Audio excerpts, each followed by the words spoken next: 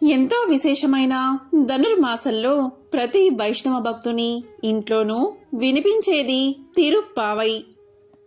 తిరుమల తిరుపతి దేవస్థానంలో కూడా ఈ 30 రోజులు సుప్రభాతానికి బదులు తిరుప్పావై గానం చేస్తారు. సాక్షాత్తు భూదేవి అవతారమే గోదాదేవి. విష్ణు చిత్తుని కుమార్తె అయిన గోదాదేవి 30 పాసురాలు రచించి పాడి విష్ణు కృపకు పాత్రురాలై శ్రీరంగనాథుల్లో ఐక్యమైంది. ఈ 30 పాసురాలను రోజుకొక పాసురం చొప్పున గానం చేస్తారు. మొదటి 5 పాసురాలు ఉపోద్ఘాతం, తిరుప్పావై యొక్క ముఖ్య ఉద్దేశాన్ని తెలియచేస్తాయి. చిత్తశుద్ధితో భగవంతుణ్ణి ప్రార్థిస్తే వానలు కురుస్తాయి, పంటలు పండుతాయి, దేశం సుభిక్షంగా ఉంటుంది, శ్రీకృష్ణుణ్ణి పువ్వులతో పూజిస్తే పాపాలు నశిస్తాయి అని గోదాదేవి విన్నవిస్తుంది. ఈరోజే ధనుర్మాసంలోని మొదటి రోజు కాబట్టి మొదటి పాసురం యొక్క భావం అంటే అర్థాన్ని ఇప్పుడు తెలుసుకుందాం.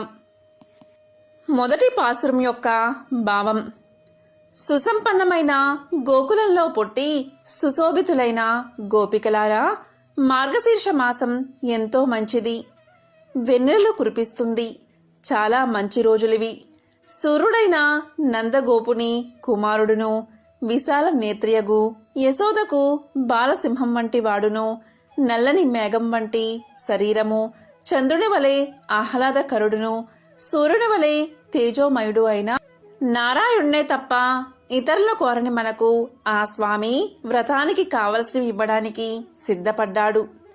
కాబట్టి మీరందరూ ఈ వ్రతంలో ప్రవేశించి లోకము ప్రకాశించున్నట్లుగా దాని కంకణమైన మార్గళీ స్నానం చేసి కోరికగల వారందరూ ఆలస్యం చేయక శీఘ్రంగా రండి అని శ్రీ గోదాదేవి గొల్ల కన్నీలందరినీ ఆహ్వానించుచున్నది. వ్రతము చేయడానికి అనువైన సమయము మాసము మార్గశీర్ష మాసము కనుక భాగవత్ సంశ్లేషము కోరే భక్తులందరూ వ్రతం చెయ్యగా మార్గళీ స్నానం చేదురు రండి అని గోదాదేవి ఆహ్వానిస్తున్నది. శ్రీ గోకుల వాసులారా, సిరి కన్యలారా, భావతాపము దీర్చుకునగా వ్రతము చెయ్యరండి. మార్గశీర్ష మాసమెంతో మంచిది కదా రండి. మనసు పడిన వారెల్లరూ మార్గళీ నీరాడరండి.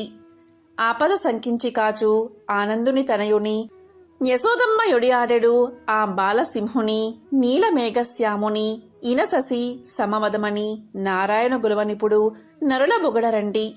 ఈ నోముల నోచు మనము ఇతరములను కోరము.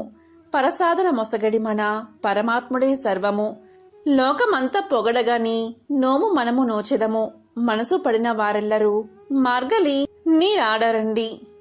ఇది మొదటి పాసురం యొక్క భావము. ఓం నమో నారాయణాయ.